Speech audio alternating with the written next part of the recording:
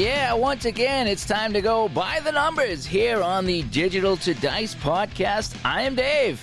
And I'm Ron. And today we're going to talk about slaying that Project Dragon. Wow. Yeah, this is... Does it involve the Joker's Wild? Oh, no, that was Tic-Tac-Toe, wasn't it? I don't remember. It's all match game to me. So anyway, ways to get a hold of us here. Digitaltodice.com is our website. That's where you can find all of our podcasts. Up on Facebook, the group is alive and jumping. Facebook.com/groups/digitaltodice. And the phone number, if you want to give us a buzz here, 978-751-DICE, 978-751-3423. That's our voice and text line for the show. And Ron, today, we're talking about projects, slaying the dragon on some of these projects here, as you just finished a huge project, and that's what we want to do. We want to pick your brain. Where was it? Is it St. George? Is he the one that slayed the dragons? I don't remember. who it was. But we need to talk about slaying that Project Dragon, how you did it, advice for people, and the whole bit. And we'll get to that in 1 second. So, Dave, you're going to hear about for 20 minutes what I've been playing. Tell me what you've been playing. Are you going to defer to me?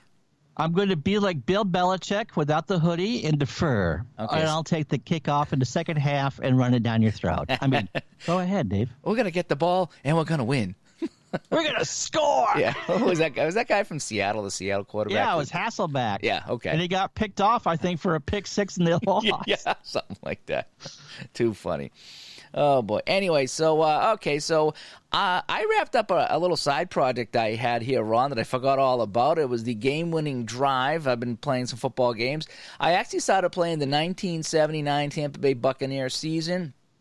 Just them straight up. I did the playoffs with game-winning drive, but I had the, I already had the season bought, so I was like, I should do a little bit more of this. So I played the Buccaneers season to see how I would do, and the Buccaneers in real life finished 10-6, and I finished 11-5. Actually, I got one more win than their real life counterparts. So I finished my playthrough there. It was kind of interesting.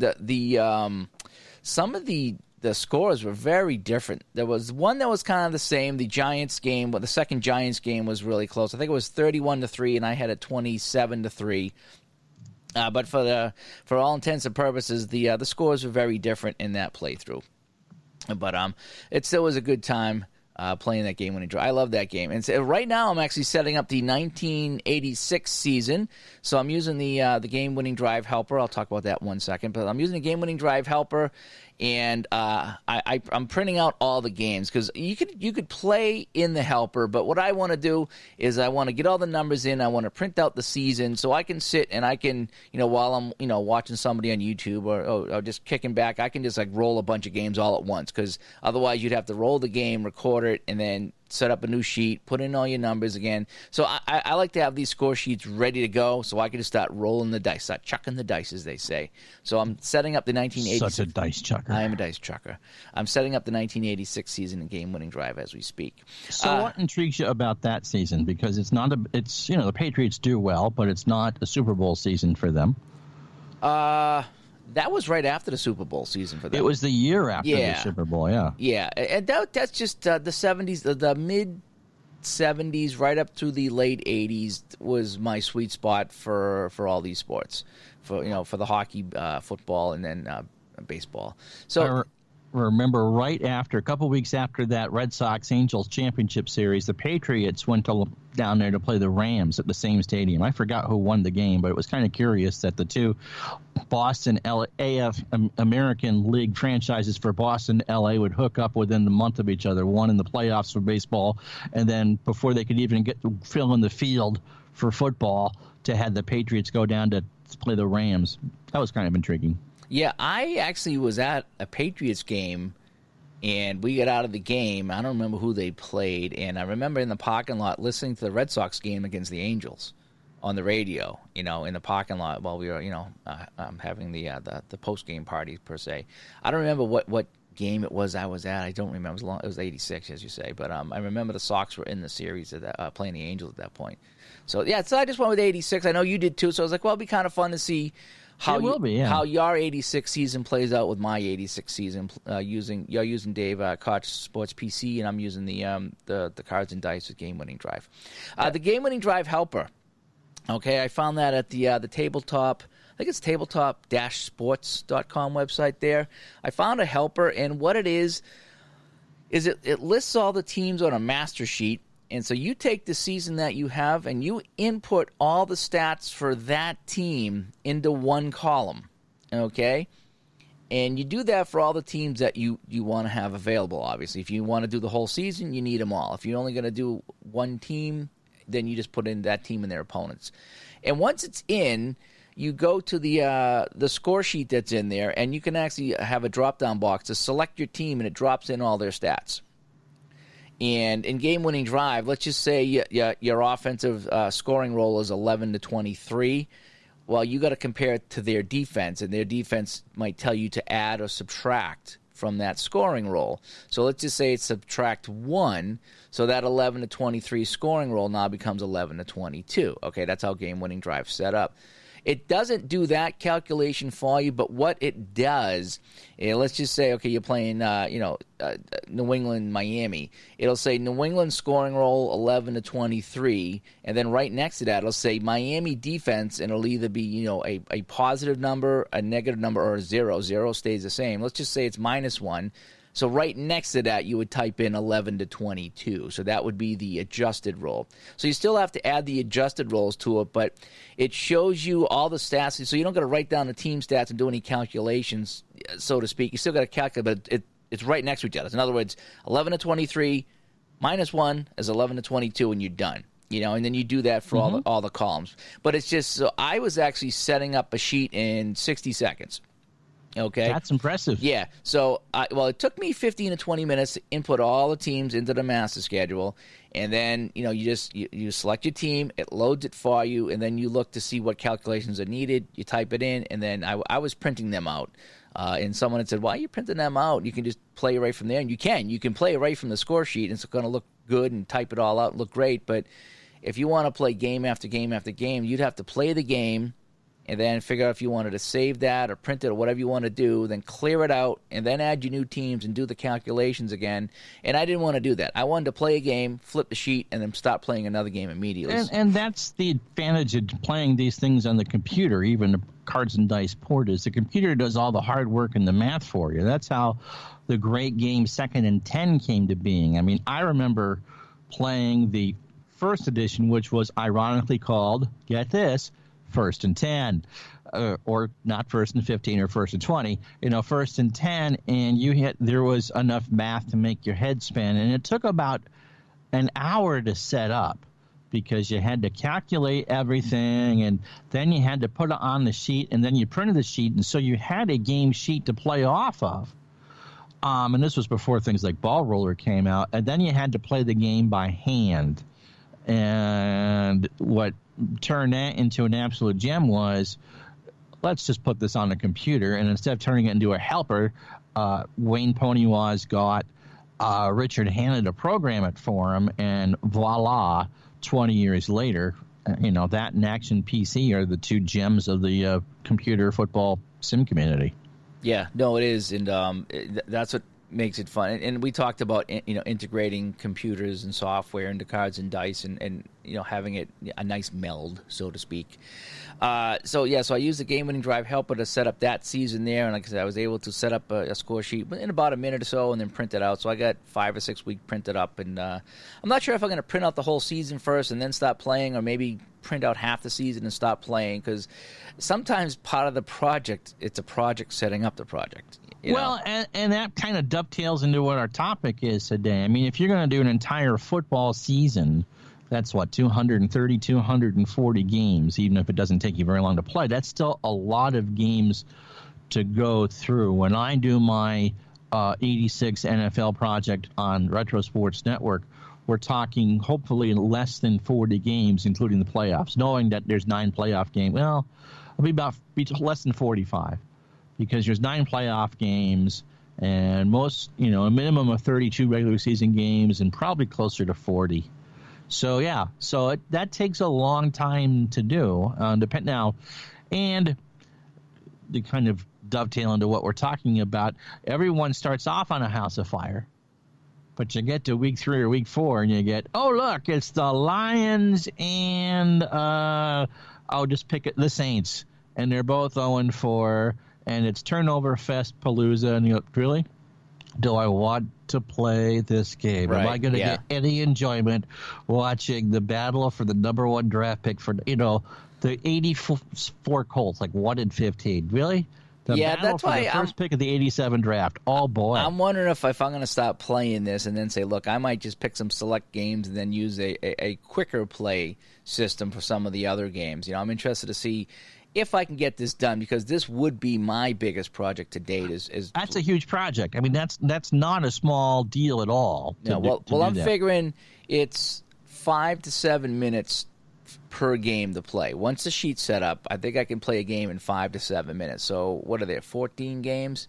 16 in 16 weeks in 1986. Yep. I mean games per week. I think there was games. It's a 28 team league, so 14 games per week. So 14 times 5. A little over an hour. Yeah. So if I sat down and said, look, I'm going to put aside an hour and 15 minutes a night, and play a week out, that's feasible with game-winning drive. That's something you could definitely do. Also, I played a little bit of shootout hockey with the Shootout Hockey Helper run. There's a big, long website for that. I don't have it here in front of me. So I have it on our Facebook page, on our groups page, facebook.com/group/digital to dice. You can find it there. Also, I did a video on the Shootout Helper, and that directs you to that website. It's a big, long website, and I would probably stumble over it. I got it. And I've got some teams that I had bought before, and at some point I'll add them. I've been busy. Yeah. But I love that concept. It is, what it does is that it brings, you select the teams you want to play. It brings up the actual cards from the shootout game as a JPEG. And then, so it's card 1, card 2, and then next to that, it's the scoreboard. Underneath the scoreboard are the fast action cards, which you can flip, and they randomly appear at every time you flip it. And also there's dice underneath. Do you have to do the snag it to get the PDF? I mean, the JPEG, or are you just typing in and it makes the card for you? Oh, no. There is some work to be done in the Shootout Helper program. It's you do have to be able to separate the cards in the PDF. Okay, so whatever you drop in there, you're responsible for that JPEG, and they give you a size. And I did use Snagit, and Snagit worked really well, because what I did is I opened the PDF, I made it as big as I could on my screen. I used Snagit to grab that particular card, and then in Snagit, which I didn't know until I played around with it, you can change the size. So I did save as JPEG, and I specified the size, and it worked every single time. Excellent. Yep. But I watched some of that, and you were showing me offline too. So that's great, and it just turns that magnificent game into something even more magnificent. Yeah, I mean it is very fussy on what you name the files, and you have to have a corresponding text file as well. Okay, the program I found would not open if things weren't all happy and fuzzy in there. So you needed to have every team card you put in had to have a corresponding text file and also a corresponding GIF. Now, the GIF logos are pretty much installed, so you might be okay with that. But I was getting a couple error messages when I tried to install a couple of, I think I did Team Canada 1972 and Team Russia 72 for the Summit Series. There was some homebrew cards I put in, and I had a heck of a time getting that to work. I kept saying, can't find this, can't find that. And so I looked to see what it was looking for, and I just renamed my Team Canada logo to that, and it worked. So it's a little fussy to get it to work, but it does work, and it does work great. You can use the fast action card, you can use the dice, you can use a combination of it. It's really fun. In fact, you could even bypass all of that, flip your own cards, roll your own dice, and just use that to keep the score. Because you can add goals and penalties, and you can put in the time of the goal, and it spits out a box score for you. So that's great. Yeah, that's absolutely wonderful. That's what it does. Really nice with that. And so it's really fun to play. So I played a game on it. I think it takes a little bit longer to play that way than it does doing the dice and the cards, probably because I was still learning it and then trying to figure out how to input the goals and the times and the whole bit.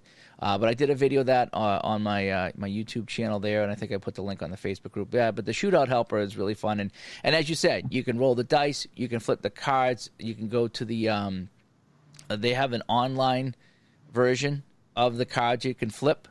If you search the Shootout Helper online, there's it has the cards on a website that you can flip right from. In fact, that works on my cell phone, so I can be sitting there. Nice. I can sit at the coffee shop and go to this website, and I can flip the fast action cards right from my cell phone if I wanted to do that as well. So that's pretty good. And now you get the Shootout Helper, so there's many different ways you can play that shootout hockey game. The game is so immersive too. Yeah. And as luck would have it, the first game I played in my 73-74 California Golden Seals replay, the Seals beat the Maple Leafs 7-5. Game banned in Toronto. That's right. In real life, it was a 5-5 tie. So not bad, not too shabby at all. It wasn't too bad. They were hot. They scored 7 goals in the Maple Leafs in that one. They won that one 7-5. Oh, and one other thing, Ron. Yes. FTP Sports Games, Jeremy, has just announced Fire Wagon Hockey. How can you not want to play a game called Fire Wagon Hockey? Just a crazy name. It is awesome. It is awesome. It's based on, he was showing, the cards that he showed was Mario Lemieux, Patrick Waugh, Dominic Hasek, so right in my wheelhouse of hockey games, Fire Wagon Hockey. In fact, I sent him a message, and we're hoping to get Jeremy on the show from FTP Sports Games to talk about this Fire Wagon Hockey game that he is coming out. And as I mentioned in the Digital to Dice video that I did on my YouTube channel, the dog walking video, I call it, I was talking about variety and how you can never have enough games. And, boy, another hockey game. I can't wait to give this one a go. So is it going to be season-based? Is it going to be best player-based? I mean, what's... I don't know. He just announced it. I was trying to read through what it was all about, but Fire Wagon Hockey is obviously, the big names of hockey there and some of the heydays, when you think about, Fire Wagon Hockey, that just brings all these good memories flooding back about hockey. Unless you're a fan of goaltending, yeah.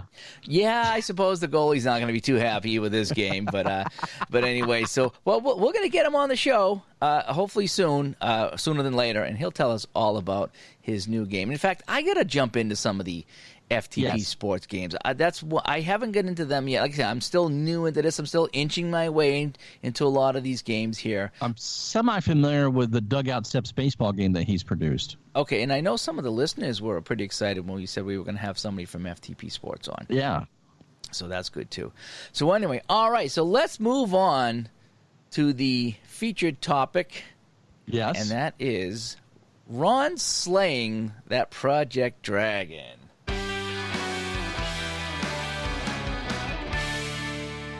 Okay, so it wrapped up. 8 months. It did. How many minutes? How many seconds? How much blood, sweat, and tears went into this project? How many? I could go on and on with all the anecdotes, but you get what I'm getting at here. I do. So you had an emotional send-off, World Series, the final game of the World Series that played out. We finally had a winner. So talk about how you kept the project going for 8 months, how you stayed interested in the project, and what advice would you give to anybody that's doing a very large project like this? How do you slay that dragon? Slay the dragon. Slay the dragon. I think because of the unique way that I did it, everything was either live or maybe next day tape.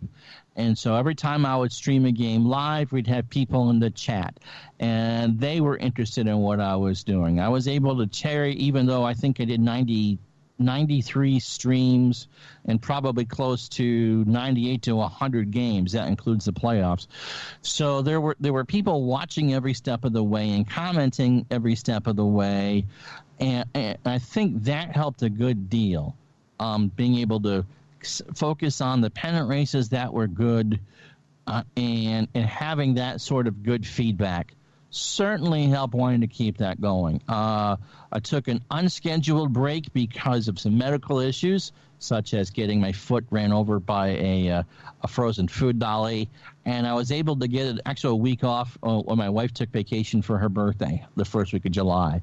So not having to do it every single broadcast certainly helped. But that's pretty much how I got through it. And, you get to the point where you get to, in baseball, maybe the All-Star game or a little bit into July or August, and you're not seeing the forest to the trees. All you see is the individual trees there. But when the race is developed and you get going and you get some momentum, and you just kind of, like a good book, you just want it to keep going. And it certainly helps if you like the game engine. I used Action PC for this. So the combination of those three really, really helped. Now, when you play your replays, especially a product this size, you're just kind of playing out for stories. You're not really playing a certain team.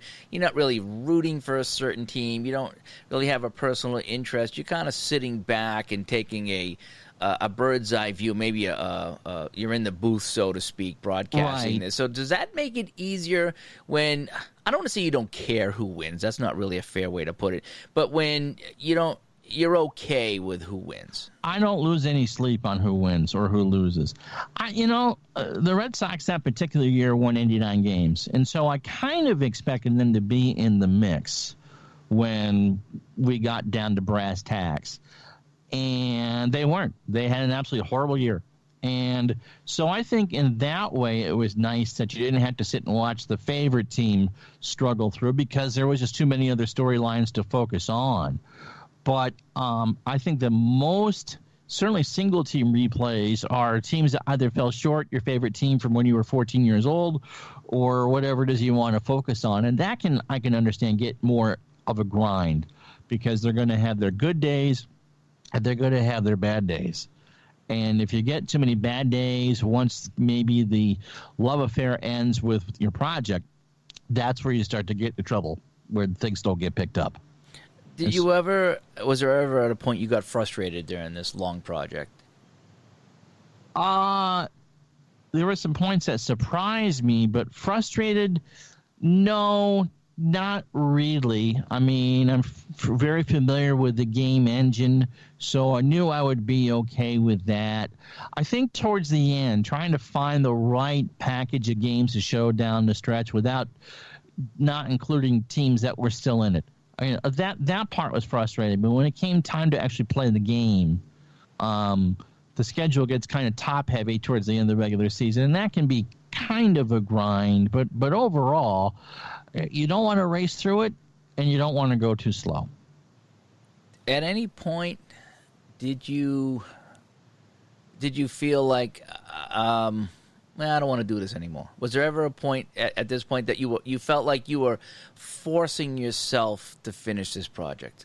There have been projects that I've done for the channel that it was kind of, oh my God, would somebody please win this game so I can move on to the next thing? But with this, the storylines were good enough that they were, for me, worth exploring. It may not have been the real life storylines, and some of them we touched upon. But as far, it wasn't. Even the blowout division still had decent storylines, and the playoffs were a complete unexpected from what I thought was going to happen. So, was there anything that could have happened that would have had you stop this project? Could have gotten more seriously hurt than I already did. As far as the game itself, probably not really. Maybe if people weren't watching, or if the support wasn't there and I felt like I was just going on and pretty much talking to myself, that would be pretty frustrating to me not to have the support. But support grew as the project went on, and so I didn't have to worry about that. But again, when you're publicly sharing an entire project like that, people said, what are you doing this for? That would kind of be disheartening. So when you talk support, you're talking about support on the YouTube, right? Right, on the YouTube channel. As far as I made sure that in that particular game engine, I wasn't doing 5 or 6 different projects. I only played Action PC Baseball to stream, so it wasn't like I was doing my recreational gaming on the same thing, so I could keep it separate. So I wasn't feel like, oh my God, all I'm doing is playing Action PC Baseball. That I think would be frustrating. Yeah, how important is it to be doing some other things to give yourself a break on a big project like this? Oh, absolutely essential. You have to think about other things, whether they're projects that are being streamed or for your own head. Because if all you do is concentrate on, okay, I've got to do this, I really don't like Team A, I'm not a huge fan of Team B, people don't like it when I feature X team, and here we go again. Again, momentum can go both ways. That rock and roll downhill in a good way, or you could be pushing it uphill in a bad way. And so just to clear my head and not worry about those things most of the time, I think made it easier. Like, okay, here's what we're going to do today. Hopefully we all enjoy it. When you're starting a big project like this, what advice would you give to somebody that's looking at taking on something that's not going to be a weekend or a couple of weeks or even a couple of months? You're looking at a big project here. What advice do you give to somebody that say, look, I want to do this project here. I want to take the X year and X sport, and I want to do X with it. What do you tell somebody that you say, boy, that's going to be a big project? Don't set a time limit.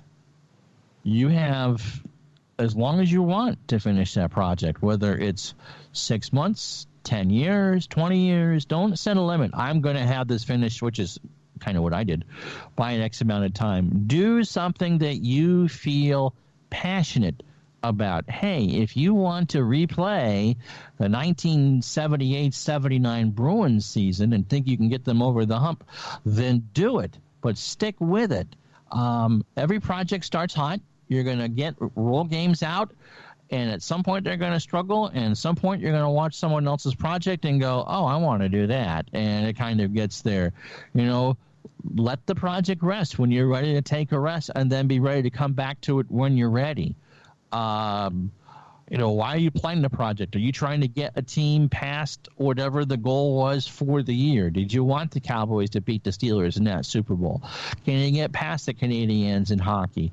I want to beat the Lakers, gosh darn it. I think I can do that with the Phoenix. Whatever it is, feel good about what you do, but it must mean something to you in your heart as well as your mind, or else it's just going to be, whatever.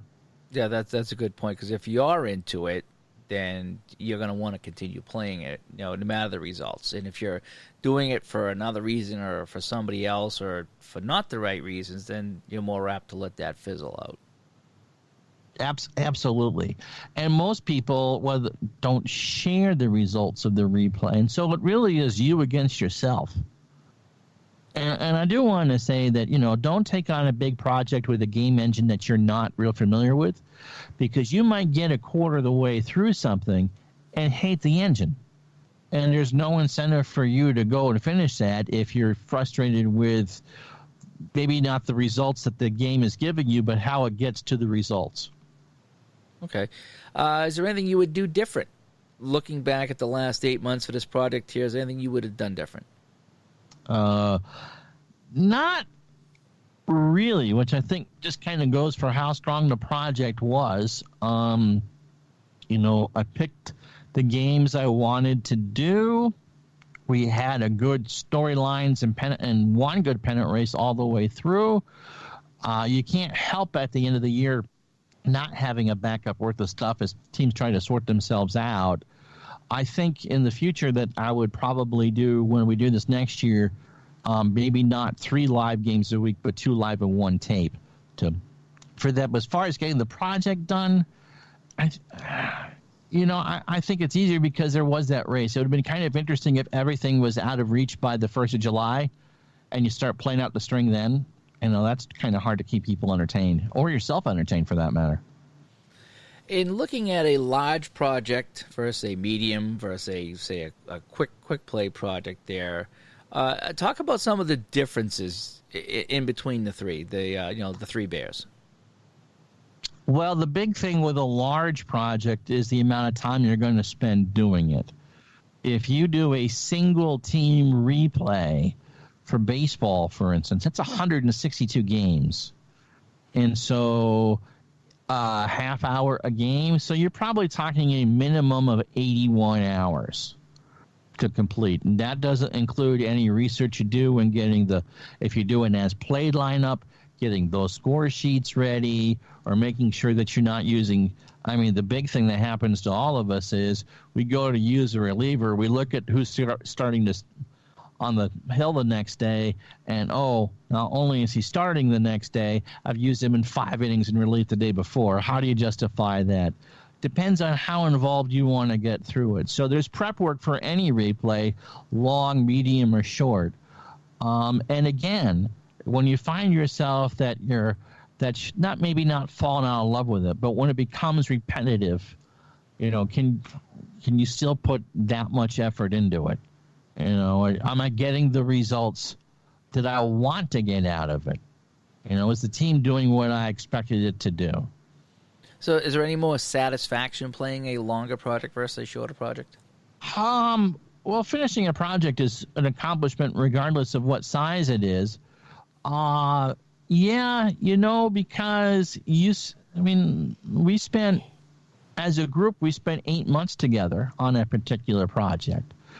And we all had a vested interest in how the season came out. And so, yes, there was that satisfaction of going, not only did we do this, but when it came to the end of it, the playoffs and the World Series, the teams rose to that occasion. They weren't blowout series. And so you gave people a reason to come back the next game to see it. And for that type of project, yeah. And I suppose if you were doing, let's say, a hockey replay or a football replay, and a team went 12-4 in football and finished 8-8, I could see where that, you got the actual job done, but it may not be satisfying because you didn't get the result that you wanted. Yeah, for me, yeah. That used to happen a lot when I played, if I tried to play a season mode on a video game, whether it was Sega or PlayStation or Xbox, you picked a team, obviously it's either Bruins or Patriots, you start playing and you start losing some games, and you're like, why am I going to finish this season here? It's like, I'm not going to make the playoffs, so I'm going to restart something else, I'm going to restart the season or hit the refresh button. And so even projects in video games are kind of tough if they're not going your way. Like you say, what is the incentive to go on if your team is 500, and you know that you're out Exactly. of the playoffs, so sometimes you got to force yourself. Either you force yourself, you don't enjoy it, or you just restart, or you start a different project, Right, and I think this is the 5th or 6th long-term project I finished. I've done 2 on the air, and I've done a number of them offline. And being able to choose the games that you play in like a game of the week type format made it easier for me anyway, because there was always going to be a good matchup to play, as opposed to, look, I know this team was supposed to win 90 games. I've got a good chance to win 80. Is that what I want? Or did my favorite player get hurt? Or, God, I got to go through this bullpen one more time. Or my quarterback gets intercepted all the time. That's the sort of thing that you just kind of have to grind through. That happened to me, and I think I've told this story on the show or on YouTube somewhere, where I was playing a computer game back in the day, football, and I took the 49ers. And I said, I'm going to play the 49ers. And in the very, very first game, Steve Young, the quarterback, got hurt, was out for the season. Yeah, and that's very frustrating because you have it in your mind that this is how it should turn out. And I think I quit. I think I shut it down. I think I said, something? I wanted to play the 49ers with Steve Young, and this might have been 20 years ago. I don't want to play the 49ers with their backup quarterback. That's not why I started this. And so I stopped playing. I either stopped playing or reset the season, or it just took the wind out of the sails. It really Absolutely, did. Especially in week 1. Yeah. But yeah, I mean, we all do these to an extent to feel nostalgia or touch base with something in our past. And when something you get like, imagine trying to replay the 2008 Patriot season and Tom Brady gets his knee rolled into in the opening game. I mean, are you really playing the game to have Brian Mitchell or whoever be the quarterback? I mean, if you're a stickler, yes. And I know that Brian Mitchell was not the one that replaced Tom Brady, and I can't remember who it was. Scott Mitchell. Can't remember who it was off the top of my head. But yeah, when you have something like that happen, you get all excited. You mod the files so everything is there for you. And really, yeah, no, I get that, and I think that's happens a lot in a single team replay. So, any other final thoughts after completing a very large project like this? I mean, how important was sharing it, whether on YouTube or Facebook or Delphi, the boards and the books? How important is sharing your project? I think if you're going to go in long term into something, having that support from friends or acquaintances to say, wow, what a good job, or wow, I'm doing the same thing and this happened, or wow, whatever it is, you need that inspiration, because these are marathons, not sprints. There's nothing wrong with doing a sprint replay or even the 5K relay if you want to go use a running term for it. But when you're saying, okay, I'm going to do 162 games of X or 80 games of X, you want that pat in the back. You want that you want that commiseration of going, yeah, I remember that game and this is what happened. He threw 5 interceptions. I can relate to that. But in the next game, I got 200 yards from on the ground. Okay. I was just wondering about that, because I have not had a big project like that, obviously, ever. I don't know if I ever could do an 8-month project like that. It's one of those things that like I said, whatever the subject matter is, you got to love it. You got to feel passionate about it. And, I mean, the interesting thing, because of the way that I did that, there wasn't really a break. There was 2 weeks off, I think, in the middle of it, plus the playoffs went on for three weeks or a month or whatever it was, to go there. But most people, I think, it kind of runs hot or cold. You might play in a single-team replay. You might play 40 games in 3 weeks. And then you might not touch it for a month. And then you go through and go, oh, yeah, you might watch a YouTube vid on your favorite player. Oh, I got to get back to it. We've talked about that with you in the shootout or you in the Action PC. I got to get back to that. I watched something last night, and that's what it takes, whatever the inspiration is, and you rediscover it and you play. I mean, that's what you got to do that. I mean, there's no date to have these things finished by.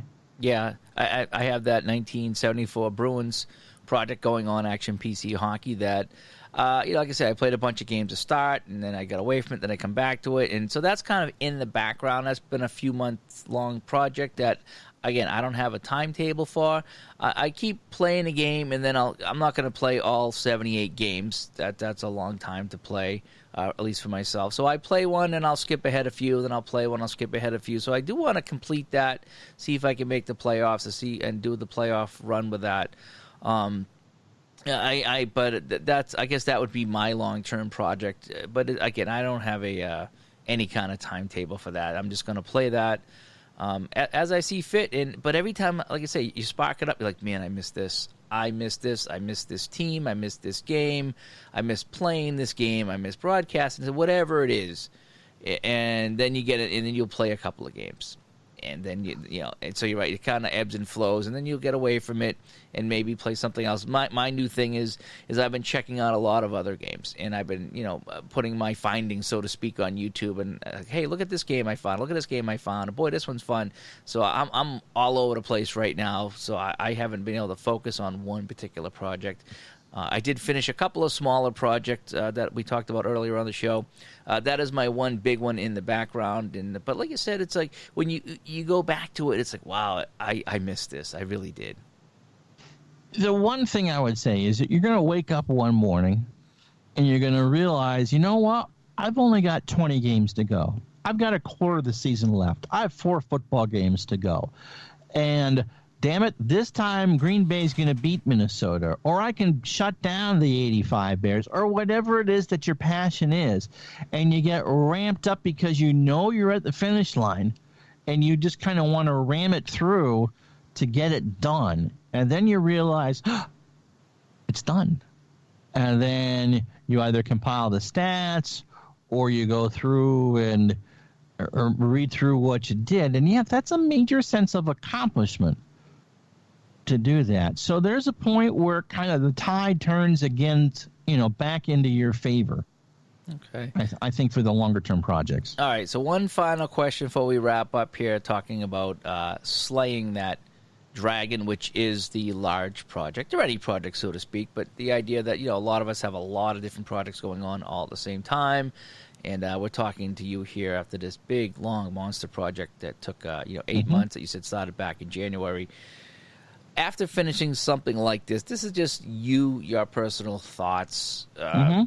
How do you need a break from the next long projects? I mean, again, when do you think you'd be ready to tackle another big one? Apparently September 3rd, but no, but seriously, thinking it through. So you just got done, you took a breath. It's like, wow, that was great. I had a great time. Why did I don't have to do another long baseball project this year? I think going to a different sport will certainly help. I know when I finished the 1978 NFL season, and that was a 20-week project. You just don't play as many games because football's a lot shorter. I didn't want to see a football game again for a month. I really was done. That was kind of more of burnout, and let's just get this done until, then you get a game that kind of catches your audience's eye, and then you kind of get wrapped up into that. But the last week of that project, the regular season of that, we had, I think, ended up playing 6 games that week, and we normally do 2 to 3 in a given week, and that's a lot because streaming those, that's an hour and a half a shot. And we had games where teams needed to win to get in the playoffs, and so it might have been a 3-game week, and we went to the maximum of 6 games. That's when it gets to be a grind. Going, okay, won't somebody win this blankety blank game so I can get a rest, so I don't have to get up tomorrow and look to do research on these 2-8-8 teams in the NFC, because, oh my God, somebody just get in the playoffs so we can be done. That's, I think, where it gets into trouble, where projects get into trouble. Is like, oh, no. Really? You can't do your blankety blank job? Screw this. I'll see you in a couple weeks. Or a month, or whenever I want to finish it. That's, I think, what frustrates most people, whether it's that or, okay, I've got a 5-game lead on September 1st. I've just lost 3 in a row to the last place team in my division. Oh, and now I know that I've been caught. Now I got to fight to finish this, and I got to fight with my emotions because I'm angry that we should have beaten the team easily.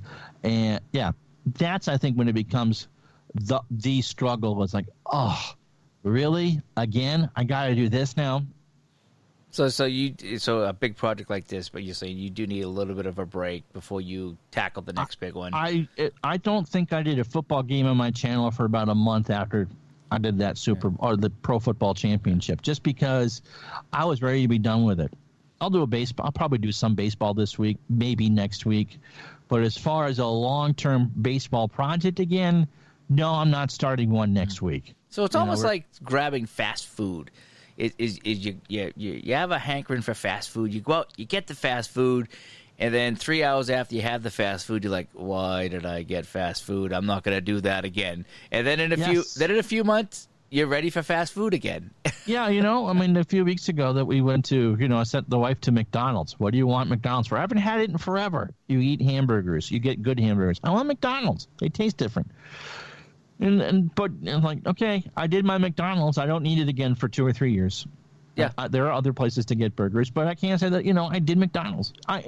That's a very accurate point. So you kind of do your project and okay, I've had enough. let's move on. Let's do something go to else. Something else. And then over time, I'll get that hankering back to do that again. So that's kind of what you're saying. It's like, okay, yeah, it's coming around again. Am I ready? Yeah, I think I'm ready for this. And starting to, get excited about it. And, the key is, I think, Dave, to any project, regardless of the size of it, is pacing yourself. If it starts to feel like work, you're doing too much. All right. Well, let's give you a round of applause here for finishing that. Thank you. That long project, and that was the 1982 baseball season, correct? Yes. All right. Great job. Funny enough, I was grounded for most of the school parts of that season, and so I didn't really watch a lot of it. Oh, boy. Because I was a baseball-obsessed 10-year-old that particular year, and I drove my mother nuts. And so it was very cool to relive a season that although I have memories of, it's not seared in like other seasons, which I won't talk about. So that was kind of cool. Oh, that's nice. All right, let's wind things down here. And episode 6 was slaying that Project Dragon. All right. So how do people get a hold of us, sir? All right, ways to get a hold of us. You want to check out the website, digitaltodice.com. That actually points us right to the Spreaker page with all of our podcasts. On Facebook, facebook.com/groups/digital to dice will bring us to our Facebook page, and that group is growing. And we link a lot of things there. Some of the news that we talk about, some of the people we've talked to, we link right through our Facebook page. And then also is the phone number 978-751-DICE, 978-751-3423. Those are the ways to get a hold of us.